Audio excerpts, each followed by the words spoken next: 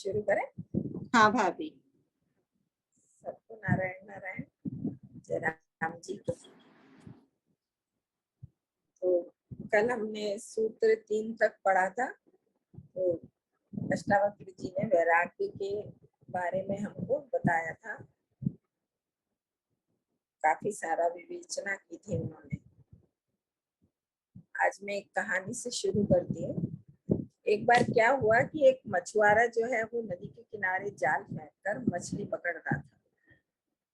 वहां पर ही एक संत जो थे वो अपने शिष्यों के साथ वहां से जा रहे थे। तो उन्होंने उनको दिखाया कि मछुआरे के पास गए। तो उन्होंने जब उसके जाल जब उसने बाहर निकाला तो उन्होंने देखा कि उस जाल में बहुत सारी मछलियां फंसी हुई थी।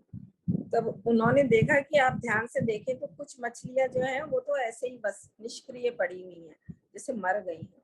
और दूसरी मछलियां जो हैं वो कुछ मछलियां जो हैं वो जाल में से निकलने की कोशिश कर रही थी पर निकल नहीं पा रही थी। और तीसरी मछलियां जो थी, तीसरे टाइप की मछलियां थी जो लगातार जाल में से निकलने की कोशिश कर रही थी और निकलती हुई चली जा रही थी। कुछ मछलियां जाल में से निकल निकल के वापस पानी में जाती जा रही थी। और ऑफ कोर्स जो चौथे टाइप की मछलियां थी जो जाल में फंसी ही नहीं थी। तो 4 टाइप की मछलियां उन्होंने बताई कि पहली जो जाल में फंसी हुई पड़ी थी, दूसरी कोशिश कर रही थी पर निकल नहीं पा रही थी, और तीसरी कोशिश करके निकलती चली जा रही थी, और चौथी फंसी ही नहीं थी। तो उन्होंने बताया अपने शिष्यों को कि देखो मनुष्य भी ना इस तरह के 4 प्रकार के होते हैं। जो इंद्रियों के, एक मनुष्य वो है जो इंद्रियों के जाल में फंस चुका है और हार मान गया है, मतलब निष्क्रिय पड़ा है। बहुत से लोग कहते हैं ना हम तो ऐसे ही हैं, तो वो टाइप के। फिर उससे निकलने की कोशिश भी नहीं करते हैं। दूसरे मनुष्य वो है जो हम इन इंद्रियों के जाल में जो विषय वासना भोग है जितने, लेकिन उनसे निकलने की कोशिश करते हैं। ये दूसरी बात है कि वो निकल नहीं पाते हैं।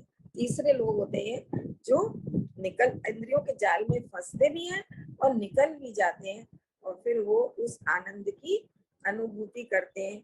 और चौथा मनुष्य तो वही है जो अपने वास्तविक स्वरूप को जानता है, और वो ये भी जानता है कि इंद्रियों में फंसना कितना भयावह है, कितना दुखमय है ये संसार जो है। तो वो इनके आकर्षण और प्रलोभनों से कैसे बचा जाए इसको भी बहुत अच्छे से जानता है। इसलिए वो कभी भी परतंत्र नहीं होता, वो हमेशा आजाद रहता है। तो पहला मनुष्य जो इंद्रियों के जाल में फंस चुका है और हार मान चुका है, वो कैसे होते हैं? उनको ना विषय और जो ये संसार के भोग हैं और जितनी भी विषय वासना है, इच्छाएं हैं, कामनाएं हैं, तो उनको एक के बाद एक लगी ही रहती है। अब देखें कितने लोग ऐसे होते हैं जो संसार में इस तरह फंसे हुए होते हैं बुरी तरीके से कि उनसे वो निकलने का ना तो सोचते हैं, और ना वो जो भी उनके अंदर विकार है वो उनको भासते ही नहीं है। वो समझते हैं कि यही जिंदगी जीने का यही तरीका है, और उनको कोई कहे भी तो वो कहते हैं नहीं, इस तरह से जिंदगी नहीं चलती है। और वो उसमें फंसे ही रहते हैं, ना उनको भान होता है उनका, और ना उनको लगता है कि हम जो ये सब कर रहे हैं इससे हम कितने कर्म बना रहे हैं, हमारे जीवन में दुख सुख इसी की वजह से, लाभ हानि इसी की वजह से, या उन कर्मों के दुष्परिणाम जो है वो हम आज भोग रहे हैं। तो लगातार भोगों के सतत चिंतन में डूबे रहते हैं। एक इच्छा पूरी हुई, दूसरी इच्छा आ गई। एक आज कुछ खाया, चलो अब शाम को क्या खाएंगे, इसने इसकी बात क्या करी, उसने मुझे ऐसा कह दिया। मतलब कंटिन्यूअस उनका जो है यही चीजों में चिंतन चलता रहता है। तो इस तरह के लोग जो होते हैं उनका जो मन जो होता है वो उनके ऊपर इतना हावी हो जाता है कि विवेक तो पता नहीं कहाँ दब जाता है। वो मन के बहकावे में आकर और जो है वो अपने विनाश के मार्ग पर अग्रसर होते रहते हैं, हार मान लेते हैं। वही है ना कि किसी को कहे कि तुम इतना गुस्सा करते हो, देखो तुम, नहीं मेरी नेचर ही ऐसी है, ठीक सीधे से बोल देते हैं ना कि मेरा स्वभाव ही ऐसा है, मैं क्या करूं, मेरा बस नहीं है इसके ऊपर। तो कोशिश ही नहीं करते, वो समझना भी नहीं चाहते। और ऐसे लोगों को भगवान शास्त्रों में सब जगह लिखा है कि उनको ज्ञान देना भी नहीं चाहिए, उनको समझाना भी नहीं चाहिए, उनको समझाने से कोई फायदा नहीं होता। अज्ञानी लोग हैं ना, जो चाहते ही नहीं है कि अगर हमारे सामने अंधेरे में रहना चाहते हैं, प्रकाश में आना ही नहीं चाहते, प्रकाश में आने से डरते हैं, उनका वो कंफर्ट एरिया है और वो उसमें ही रहना चाहते हैं। जबकि अगर वो सच्चे मन से भगवान के पुकारे, भगवान के जो है वो शरणागत हो जाए, तो भगवान तो शरणागत वत्सल हैं। भगवान को जब हम सच्चे मन से पुकारते हैं तो भगवान आता है और हमारा धीरे धीरे धीरे धीरे हमारे चित्त की शुद्धि करता है। तो ऐसे लोग जो है वो भौतिक सुख भी पा सकते हैं और आध्यात्मिक सुख भी पा सकते हैं। फिर दूसरे टाइप के मनुष्य कौन से होते हैं? जो इंद्रियों के बहकावे में आकर उसके जाल में फंस तो जाते हैं, पर कभी कभी क्या होता है, कभी सत्संग में चले गए, कभी कथाएं सुन ली, इधर उधर बैठे, किसी ने दो अच्छी बातें की तो उनके मन को अच्छी लगती है, तो वो चाहते हैं कितनी बार कि हम इस माया जाल से बाहर आ जाएं। और उनको पता भी है, संसार में रहते हैं ना, तो जब दूसरे लोगों को जो आज सत्संगी हैं या जो इस अध्यात्म के रास्ते पर चल रहे हैं उनका सुख देखते हैं, तो उनको एहसास भी होता है कि हमको इन भोगों में तृप्ति नहीं मिल रही है, हम इनमें दुखी हैं। लेकिन होता क्या है कि उनको दोनों हाथों में लड्डू चाहिए, किटी पार्टी में भी जाना है और सत्संग भी सुनना है, दोनों काम उनको चाहिए होते हैं। तो दोनों काम, दोनों हाथों में लड्डू नहीं चल सकते हैं ना। पर वो क्या कहते हैं कि हमें संसार भी नहीं छोड़ना है और हमें भगवान को भी पकड़ना है, तो ऐसा नहीं हो सकता है। अभी अष्टावक्र जी ने बताया कि वैराग्य जो है उसकी प्रथम शर्त है कि मेरे अंदर संसार छोड़ू नहीं, पर संसार की आसक्ति खत्म हो जानी चाहिए। पर उनकी आसक्ति खत्म नहीं होती है। वो कहते हैं कि मैं भगवान को, तो भगवान कैसे पकड़ में आएगा उनके? भगवान नहीं आता ना, कोशिश करते हैं इसलिए वो वहीं के वहीं फंसे रह जाते हैं, छटपटाते रहते हैं, तो ना इधर के रहते हैं ना उधर के रहते हैं। फिर कोशिश, हालांकि पहले तक टाइप के लोगों से अच्छे होते हैं वो लोग, पर फिर भी फल तो कुछ नहीं मिलता ना, फंसे तो संसार में माया में ही रहते हैं। तो ऐसे लोगों को के अंदर अगर ये चाहत हमेशा बनी रहे और बार बार प्रभु से वो प्रार्थना करते रहें और इस मार्ग पर थोड़ा संकल्प करें और अपने को दृढ़ इच्छा शक्ति से चलाएं, तो फिर भगवान उनकी प्रार्थना सुनता है। उनका चित्त धीरे धीरे अथक प्रयास से, पुरुषार्थ से धीरे धीरे उनका चित्त जो है वो निर्मल होता चला जाता है और वो फिर इस सब माया मोह से, प्रपंच से छूट सकते हैं। अभी तीसरे टाइप के लोगों के बारे में क्या बताया कि क्या होता है, हमने कल भी इसके बारे में बात करी थी कि बहुत लंबे टाइम तक हम तप करते हैं, साधना करते हैं, भजन पूजन करते हैं, मतलब हमें पता चल जाता है कि मैं शरीर नहीं हूँ, मैं आत्मा हूँ। पर होता क्या है कि हमारी कहीं ना कहीं हम संसार में रहते हैं, तो हमारे सूक्ष्म में वो हम जड़ से नहीं उखड़ते, हमारे जो विकार हैं उनका बीज हमारे अंदर कहीं ना कहीं पड़ा ही रहता है। तो जैसे जब जब उसको अनुकूल परिस्थितियां मिलती है वो तुरंत पौधा बन के खड़ा हो जाता है। लेकिन क्योंकि वो साधना मार्ग पर चल रहे होते हैं, उनका ध्यान होता है अपनी तरफ, तो वो तुरंत ही अपने आप को संभाल लेते हैं और तुरंत उस मार्ग से हट जाते हैं। तो वो इसलिए वो लोग जो है वो इस संसार प्रपंच से छूट पाते हैं। समझ में आया है नहीं कि उन लोगों का क्या है कि उनकी भक्ति भावना, उनका जो सतत ध्यान है, जो सत्संग के नियम है, अनुशासन है, हमने बार बार बोला, उन सबके नियमों के ऊपर वो चल रहे होते हैं, पर उनके अंदर जो सूक्ष्म भाव पड़े हुए होते हैं वो कभी कभी उनके अंदर उग कर आ जाते हैं, प्रत्यक्ष सामने आ जाते हैं, परिस्थिति आते हैं, पर वो सजग हो जाते हैं क्योंकि उनका सतत ध्यान अपने ऊपर है, उनकी अंतर की यात्रा शुरू हो चुकी है, जिसके ऊपर कल हमने इतनी चर्चा करी थी। तो उनका संकल्प बल जो है वो बहुत दृढ़ होता है, वो उनके सामने आ जाता है, अपने दोषों को वो खुद पहचानते हैं, तो फिर वो तुरंत ही उनसे हट जाते हैं।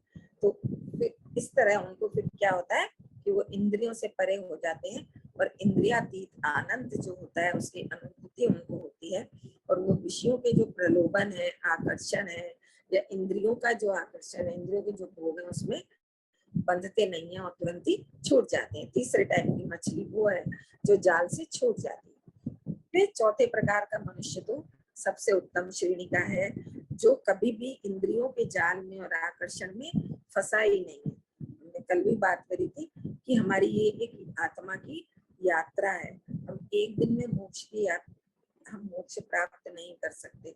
ये तो कोई करोड़ों में कोई होता है जो एक जन्म में अपना सारा जो है काम उतार के और भगवान को पा लेता है। हमारी ये जन्मों जन्मों की यात्रा है।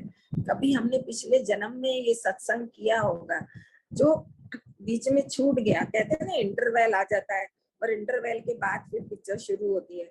तो आज हमारा जो है ये फिर से हमारा वो कंटिन्यूएशन में चल रहा है।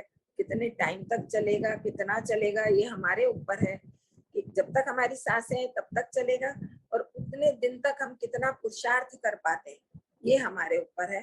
तो फिर अभी अगले जन्म में फिर, क्योंकि लगता नहीं है कि जिस रफ्तार से हम चल रहे हैं हम इस जन्म में अपने आप को मुक्त कर पाएंगे, तो हम मोक्ष की प्राप्ति कर पाएंगे। तो फिर अगले जन्म में हमारा जन्म का जो कर्म है वो वहीं से शुरू होते हैं जहाँ से इस जन्म में छोड़े हुए होते हैं।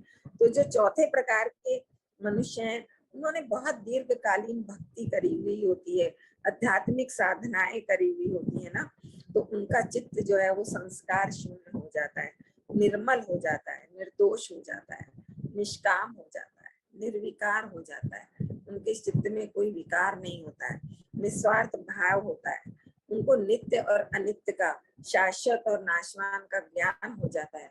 तो वो फिर अपनी साधना जब करते हैं तो उनको वो जो है उनको अपने सत स्वरूप का भान होता है ना, तो इसलिए वो सच्चित आनंद जो हमने बोला उस स्वरूप में वो स्थित रहते हैं, इसलिए वो मुक्त है। इसलिए उनकी जो मुक्त होने की यात्रा है उसके वो बहुत करीब हो जाते हैं अपने लक्ष्य में।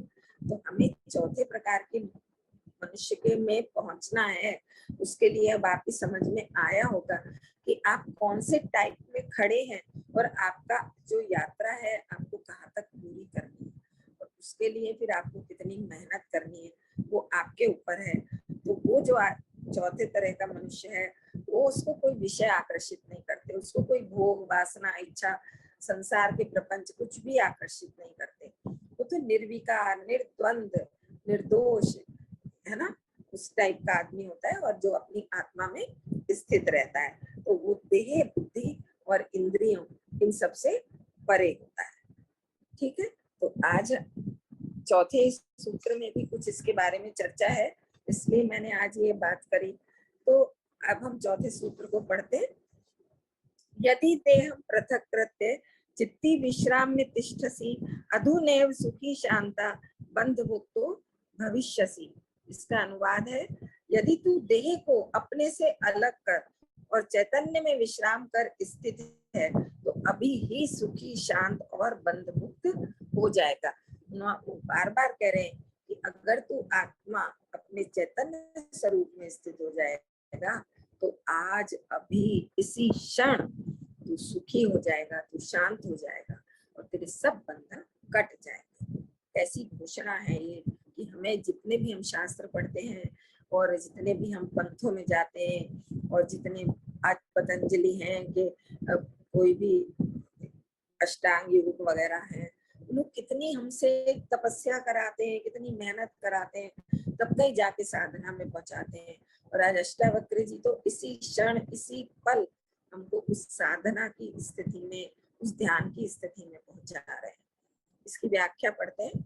अष्टावक्र कहते हैं कि वैराग्य होने से पात्रता आएगी। ये कल हमने पढ़ लिया था बहुत अच्छे से कि जब हमारे अंदर वैराग्य आएगा तो हम मुक्ति के अधिकारी नहीं होंगे, तब हमारे अंदर पात्रता आएगी उसको पाने की। फिर गुरु द्वारा तत्व योग का बोध कराए जाने पर होगा आत्म ज्ञान। गुरु बहुत जरूरी है। तो जब हमें गुरु ज्ञान देगा तो हमें तत्व ज्ञान मतलब आत्मा का ज्ञान कराने से हमें तब आत्मा का बोध होगा। किंतु मुक्ति के लिए आत्मज्ञान ही पर्याप्त नहीं है। हम सोचे कि मुझे आत्मा का ज्ञान हो गया, मुझे आत्मा का बोध हो गया, मुझे पता चल गया कि मैं ये शरीर नहीं हूँ, मैं आत्मा हूँ, मेरी यात्रा जो है वो गंतव्य पर पहुंच गई। नहीं, ऐसा नहीं, ये तो शुरू ही हुआ है। तो मुक्ति के लिए आत्मज्ञान ही पर्याप्त नहीं है। ये निश्चय हो जाना कि मैं शुद्ध चैतन्य आत्मा हूँ, साक्षी हूँ, मैं शरीर आदि नहीं हूँ आदि ही मुक्ति के लिए पर्याप्त नहीं है। इस आत्मज्ञान के बाद भी यदि शरीर आदि से तादात्म्य में बना रहे तो फिर पुनर्जन्म की संभावना बनी रहती है। मनुष्य को ज्ञान हो जाता है। देखो ये जो कौन है, ये लोग प्रत्येक टाइप के आदमी हैं जिनको ज्ञान हो जाता है, लेकिन फिर अभी बार बार हमारे विकार उभर कर आते हैं, हम फिर हमारे अंदर देह अध्यास उठ जाता है।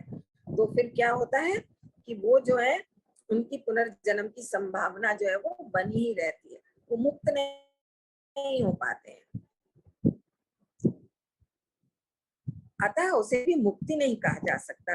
ये ज्ञान सविकल्प समाधि में भी होता है, जिसमें बीज रूप में सभी संस्कार विद्यमान रहते हैं। अभी हमने बात करी कि ये जो ज्ञान है, आत्मा का जो ज्ञान है, वो सविकल्प समाधि मतलब कि हमारे अंदर इच्छाएं रहें और हम इच्छाओं को पूरी करने के लिए समाधि करें। वो उस समय भी हमारे अंदर आत्मा का ज्ञान तो रहता ही है, लेकिन और वो जो हमारे अंदर जो संस्कार हैं पुराने जन्मों के, जो विकार हैं, वो अभी हमने बात करी कि बीज रूप में हमारे अंदर विद्यमान रहते हैं और उचित वातावरण मिलते ही वो बीज पुनः वृक्ष बन सकता है। हमें पता भी नहीं चलेगी कि कब हमारा ये मार्ग छूट जाएगा और हम जो है फिर से संसार में फंस जाएंगे, कब हमारे अंदर वो विकार जो है उचित परिस्थिति आई और अच्छे तरह खाद पानी सब मिला और वो बीज पुनः वृक्ष बनके खड़ा हो गया।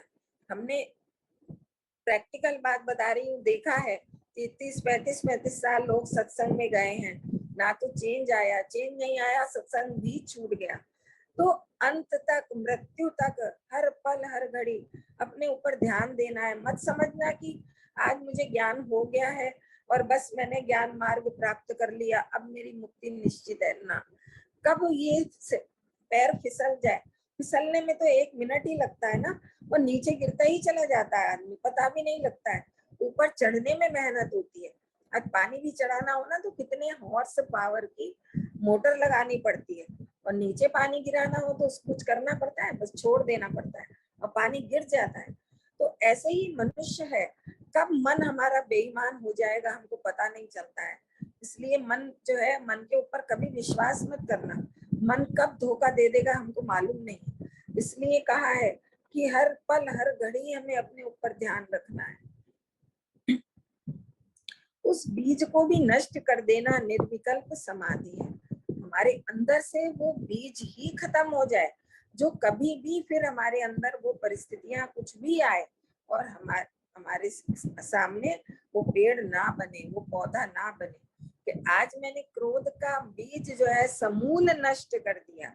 अब मेरे सामने कैसी भी परिस्थिति आए, सामने वाला मेरे साथ कैसा भी गलत चले, गाली भी दे, कुछ भी मेरी हानि करे, पर मुझे क्रोध नहीं आएगा। ये मैं अपने आप को देख, ये तो खुद का अध्ययन है, खुद का विज्ञान है कि मेरे अंदर कितना है, मैं कब कब क्रोधित होती हूँ और मैं फिर उसके ऊपर बात करूं। इसलिए क्या कहा कि ज्ञान जो है वो विज्ञान सहित होता है।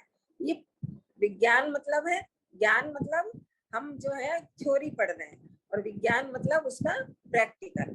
इसलिए ज्ञान सब जगह आप पढ़ेंगे तो यही आएगा कि ज्ञान जो है वो विज्ञान सहित है। तो जैसे जैसे हम पुरुषार्थ करते जाते हैं, जैसे जैसे हम इसको जीवन में अप्लाई करते जाते हैं और अपने ऊपर ध्यान रखते जाते हैं, तो हमें पता चलता जाता है कि मेरे अंदर अभी और क्या पड़ा है। पता ही नहीं लगता हमको कि हमारे अंदर क्या पड़ा है। कब कौन सी बात आ जाती है तब हमें ध्यान आता है, अच्छा मेरे अंदर ये भी था, ऐसा तो मैंने कभी सोचा भी नहीं, लेकिन होता है जिसका हमें ज्ञान भी नहीं होता है। तो उस बीज को भी नष्ट कर देना निर्विकल्प समाधि है, यही मुक्तावस्था है। जब हम उस निर्विकल्प समाधि में आ जाएं तो वो फिर मुक्तावस्था है। अष्टावक्र इसी मुक्ति की बात कर रहे हैं कि तू आत्मज्ञान प्राप्ति के बाद यदि देह से अपनी आसक्ति छोड़कर, उससे तादात्म्य छोड़कर पूर्ण रूपेण चैतन्य आत्मा में विश्राम कर स्थित है, तो अभी तू सुखी, शांत और बंधन मुक्त हो जाएगा। क्या कह रहे हैं कि तू यदि आत्मज्ञान प्राप्ति के बाद तेरा देह अध्यास पूरा खत्म हो जाए, देह से आसक्ति तेरी पूरी छूट जाए, तेरा ये संसार जो है इससे तेरे बंधन खुल जाए और तेरी देह से जो है जो बंधन है, वो जो देह से मेरा जो एक तार बंधा हुआ है कि मैं देह हूँ, है ना, और उससे जुड़े हुए जितने भी मेरे विकार हैं, जब वो सब मेरे अंदर से निकल जाए और मैं पूर्ण रूपेण से उस चैतन्य शक्ति आत्मा में विश्राम करने लगूं, तो अभी इसी क्षण तू सुखी है, शांत है और मुक्त है। अपने शुद्ध स्वरूप आत्मा को ज्ञान लेना ही पर्याप्त नहीं है। तो फिर दोबारा उसी बात को कह रहे हैं कि केवल इस ज्ञान को जान लेना या आत्मा को जान लेना पर्याप्त नहीं है, उसी में निरंतर स्थित रहना है। जान के और फिर मुझे उसमें स्थित रहना है और उसके गुणों के अनुसार मुझे फिर संसार में बरतना है। जो आत्मा है वो साक्षी भाव में रहती है, उसके जो गुण हैं मुझे उन गुणों में बरतना है, तो मेरे अंदर शांति आएगी, तो मैं जो है आत्मा में टिकी रहूंगी और संसार के बंधनों से मुक्त हो जाऊंगी। यही निर्विकल्प समाधि की स्थिति है, यही मुक्ति है। पतंजलि अष्टांग योग में अंतिम स्थिति में समाधि की बात करते हैं। अष्टावक्र पहले ही वाक्य में जनक को समाधि का ज्ञान करा देते हैं। हम कितनी तपस्या करते हैं, कितने तरह के मेडिटेशन, ये मेडिटेशन कितने तरीके सीखते हैं, ऐसे करो तो मेडिटेशन होगा, ऐसे करेंगे तो मेडिटेशन होगा। मेडिटेशन कुछ नहीं है, सिर्फ अपने ऊपर ध्यान देना है और अपने को अंदर अंदर हमारी बाहर छोड़ के अंतर मन की यात्रा है। जितने जितने हम अंतर में चलते चले जाते हैं, उतना उतना हम समाधि की स्थिति में पहुंचते जाते हैं। और यही ध्यान है। चलते फिरते, खाना बनाते, काम करते भी हम ध्यान की स्थिति में रह सकते हैं। ध्यान के लिए कोई जरूरी नहीं है कि हम आसन लगा के तरह तरह के और हाथों की मुद्राएं बना के आंख बंद करके बैठे, नहीं, ध्यान वो नहीं। उस ध्यान में भी हम वैसे भी बैठते हैं तो भी हमारे मस्तिष्क के अंदर पूरा संसार विचरता रहता है। हमारा मन, हम वहां बैठे हुए होते हैं और मन तो कोसों दूर फिरता रहता है। होता है ऐसा कि नहीं? मेडिटेशन में बैठते हैं, कोई कहता है लाइट देखो, कोई कहता है ये देखो, कोई कहता है नाक को देखो, कुछ नहीं होता। ये सब ध्यान की स्थिति नहीं है। ध्यान लगाना है अगर हमें, तो हमें आत्मा में स्थित हो जाना है और अपने ऊपर ध्यान लगाना है। अष्टावक्र पहले ही वाक्य में जनक को समाधि का ज्ञान करा देते हैं। शरीर और आत्मा के मध्य ऐसे 7 आवरण हैं। हमारा शरीर जो है और आत्मा जो है, इसके मध्य जो है वो 7 आवरण है। बहुत लंबा प्रश्न है, शायद आपने सुने होंगे कि रीटा भाभी को तो पता होगा, अन्नमय कोश होता है, मनोमय कोश होता है, प्राणमय कोश होते हैं, है ना, फिर आनंदमय कोश होते हैं। ये सब जो कोश हैं, जो 7, ये 7 जो है वो आवरण है। योग शरीर से आरंभ करके एक एक आवरण को विधि पूर्वक खोलकर आत्मा तक पहुंचता है। अष्टांग योग में इस तरह करते हैं, वो ये बता रहे हैं। अष्टावक्र सीधे आत्मा का बोध कराते हैं, वो उन सारे आवरणों को खोलते हैं, सारी क्रियाएं कराते हैं, तब आत्मा तक पहुंचते हैं। पर अष्टावक्र गीता देखिए, कितने आश्चर्य की बात है कि वो सीधे ही आत्मा का आपको बोध करा रहे हैं। बाकी सभी आवरणों को एक साथ ही नष्ट कर देने की बात कहते हैं। वे कहते हैं ये सभी आवरण वास्तविक नहीं है, ये भ्रांति मात्र है, ये हमारे मन की सारी बातें बनाई हुई है, ये वास्तविक कैसे ने देखे थोड़ी है, ये तो हमारी सब कल्पना है ना, सारी हमारी बातें हैं। तो वो कह रहे हैं कि ये सब जो है ये भ्रांति मात्र है, इनको हम एक क्षण में तोड़ सकते हैं। भ्रांति का विनाश बोध से ही संभव है। जिस क्षण, जिस पल मुझे आत्मा का बोध हो जाए और इस देह से मैं अलग हो जाऊं, उसी क्षण मेरे से सब टूट जाएगा। भ्रांति का विनाश बोध से ही संभव है, वहां कोई क्रिया काम नहीं आएगी। आत्मा के साथ अहंकार जुड़ा है, अहंकार से वासना पैदा होती है, वासना पूर्ति हेतु उसे शरीर मिलता है। यदि वासना नहीं है तो शरीर की आवश्यकता ही नहीं थी। आज मेरे अंदर इच्छाएं नहीं है, कामनाएं नहीं है, तो फिर मुझे शरीर की जरूरत ही क्या है? इच्छाएं हैं, कामना है, वासना है, इनको पूरी करने के लिए मुझे शरीर की जरूरत पड़ती है ना। योग का केंद्र जो है वो शरीर है, जो योग कराते हैं उसका केंद्र जो है वो शरीर है। यदि तू उससे पृथक होकर सीधे आत्म भाव में स्थित हो जाता है तो तू अभी सुखी, शांत और मुक्त हो जाएगा। हमको फिर बार बार वो लोग क्या करते हैं कि हमें फिर से शरीर के ऊपर ही केंद्रित कराते हैं और फिर हमें आत्मा का भाव बात बताते हैं। पर लेकिन जो अष्टावक्र हैं वो तो हमें सीधे ही आत्मा का बोध करा रहे हैं। कितना सार गर्भित तत्व है, अभी एक क्षण का भी विलंब नहीं होगा। कितना अच्छा लगता है ना सुनने से भी कि मैं एक क्षण का भी विलंब नहीं और मैं आत्मा में स्थित हो गई, खाली मुझे बोध मात्र हो जाना है। ये वासनाएं, संस्कार, कर्म फल, कर्म भोग आदि कुछ भी बाधक नहीं है। हमें लगता है ऐसा कि मेरी ये इच्छाएं, मेरी ये वासनाएं, ये सब जो है बाधक है। सब लोग कैसा बोलते हैं ना कि मैं कैसे सत्संग में आऊं, वो भी मुझे घर का काम है, पोते पोती हो गए हैं, घर में ये काम बंधा हुआ है, वो काम बंधा हुआ है।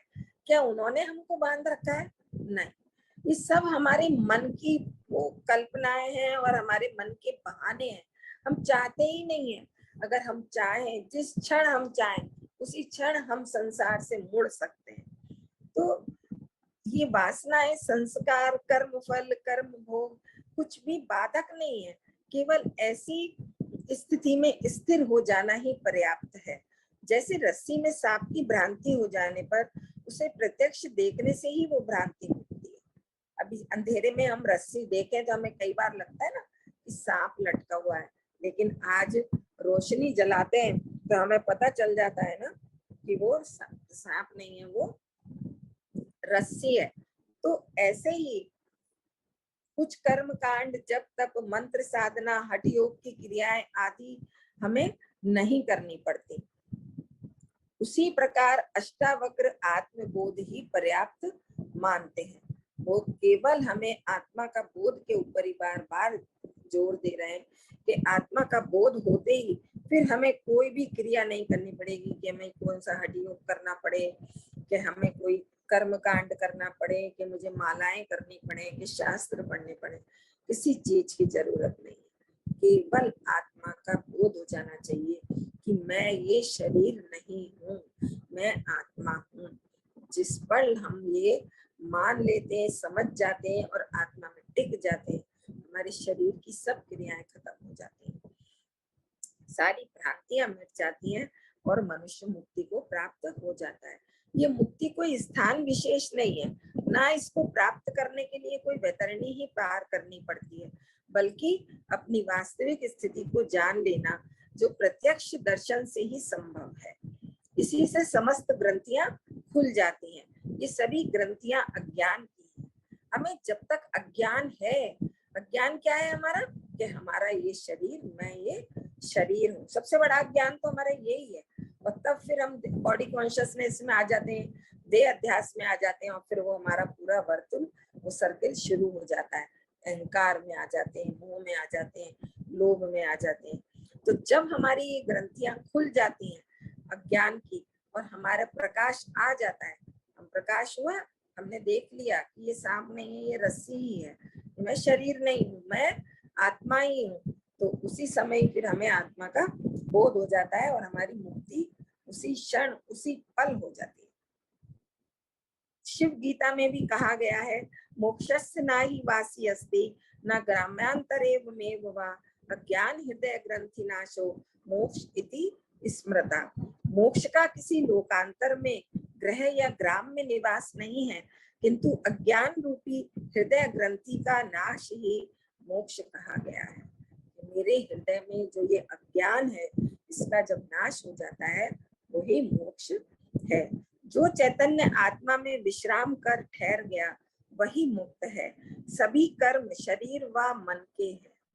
जितने भी कर्म हम करते हैं वो आत्मा कोई कर्म नहीं करती है। आत्मा कर्ता भोक्ता नहीं है, वो कभी उसके अंदर कर्तापन नहीं है, वो कोई चीज भोगती नहीं है, वो सुखी दुखी नहीं होती है। तो सब कौन करता है? शरीर करता है। तो सभी कर्म जो है वो शरीर और मन के हैं।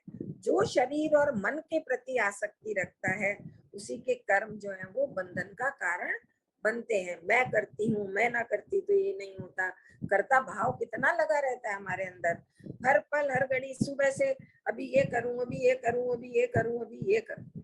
कितना कर्म में मतलब हम लोग करने में, और नहीं करेंगे तो ऐसा नहीं होगा, ये सब कितना कर्ता भाव हमारे अंदर लगा रहता है। और एक आज होता है कि आत्मा में टिककर फिर मैं कर्म करूं, जो मेरे सामने आ रहा है मुझे वो सेवा कर देनी है बस, नहीं आई तो मैं फिर अपनी आत्मा में स्थित हूँ।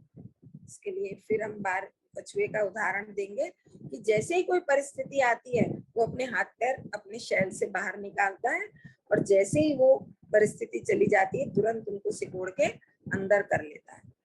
तो भी ऐसे ही करना है। जब हम संसार में रह रहे हैं, हमारे सामने कोई सेवा आई, कोई परिस्थिति आई, उसका सामना करने के लिए हमने अपनी इंद्रियों को बाहर निकाला, और जैसे ही वो परिस्थिति चली गई हमने अपनी इंद्रियां सिकोड़ के अंदर कर ली। तो जो शरीर और मन के प्रति आसक्ति रखता है उसी के कर्म बंधन का कारण बनते हैं। आत्मा का कोई बंधन नहीं है, वो करता है ही नहीं, वो दृष्टा है। दृष्टा कभी कर्म बंधन में नहीं बनता। इसलिए ईश्वर कहता है कि मैं करता भोगता नहीं हूँ। भगवान कभी करता नहीं बनता है, भगवान तो देखता रहता है ना। इसलिए उसको कभी भी वो 100 कर्म भी करेगा पर लेकिन कभी उसको करता नहीं कह सकते। कृष्ण जी की कहानी सबको पता होगी ना, कि जब वो दुर्वासा ऋषि आए थे, पता नहीं एक बार दुर्वासा ऋषि आए तो जब वो कृष्ण जी के पास सखियों को खाना लेके भेजा, नदी यमुना नदी बहुत उफान पर थी, तो उन्होंने कहा कैसे पार करें, तो उन्होंने कहा उनसे कहना अगर कृष्ण जय जो है वो सदा ब्रह्मचारी हैं तो हे नदी मुझे रास्ता दे दो। तो नदी ने तुरंत ही रास्ता दे दिया। वो सोच रही थी कि 16,108 रानी है, उनके ये कैसे ब्रह्मचारी हैं। और उधर फिर जब वो गई और दुर्वासा ऋषि को उन्होंने सभी को खाना वगैरह सब खिलाया, तो फिर नदी पार करनी थी। तो उन्होंने कहा कैसे करेंगे, तो दुर्वासा ऋषि ने कहा कि उनको कहना कि यदि दुर्वासा ऋषि ने कभी भी एक दाना भी अगर मुंह में नहीं रखा है तो हे नदी मुझे रास्ता दे दो। और वो मन में कह रही थी अभी तो हमारे सामने इतना सारा खाना खाया है, और फिर ऐसा बोल रहे हैं, पर नदी ने फिर भी रास्ता दे दिया। तो उनके अंदर कोई आसक्ति, कोई मतलब सामने आया और खा लिया। आज भगवान ने मुझे ये प्रारब्ध से मुझे ये भोग दिए हैं, मेरे लिए मेरे मन में ये इच्छा नहीं है मुझे ये चाहिए, मुझे ये करे, ये नहीं है तो भी मैं खुश हूँ, है तो भी बहुत अच्छी बात है ना। तब मेरे प्रति इनके प्रति निर्लिप्तता है, वो भाव अगर मेरे अंदर आ जाए, मैं खा रही हूँ तो बहुत अच्छा है, थाली में 56 भोग है तो 56 भोग, कल को सूखी रोटी आई है तो कल को वो मैं सूखी रोटी भी खाऊंगी। मेरे अंदर से कोई इच्छा वासना नहीं है, कहीं कोई बंधन नहीं है, मेरे मन में उस कर्तापने का भाव नहीं है, तब फिर मैं करके भी अकर्ता हूँ। तब फिर वो बंधन मुझे, वो कर्म जो है वो मुझे बांधते नहीं है। कर्म की ये थ्योरी है कि अगर हमारे अंदर कर्ता भाव नहीं है, हम निर्लिप्त भाव से, सेवा भाव से, अकर्ता भाव से अगर हम कर्म करते हैं तो वो कर्म हमारे कभी भी बंधन का कारण नहीं बनते हैं। तो ये सभी भोग, कर्म, अहंकार, लोभ आदि शरीर व मन के धर्म है, आत्मा के नहीं। जो अपने को आत्मा मानकर शरीर से अपना संबंध छोड़ देता है वो मुक्त ही है। यही अष्टावक्र का परम उपदेश है। वो मुक्ति के बारे में चर्चा कर रहे हैं, वैराग्य बताया था उन्होंने, अब वो मुक्ति के बारे में बता रहे हैं।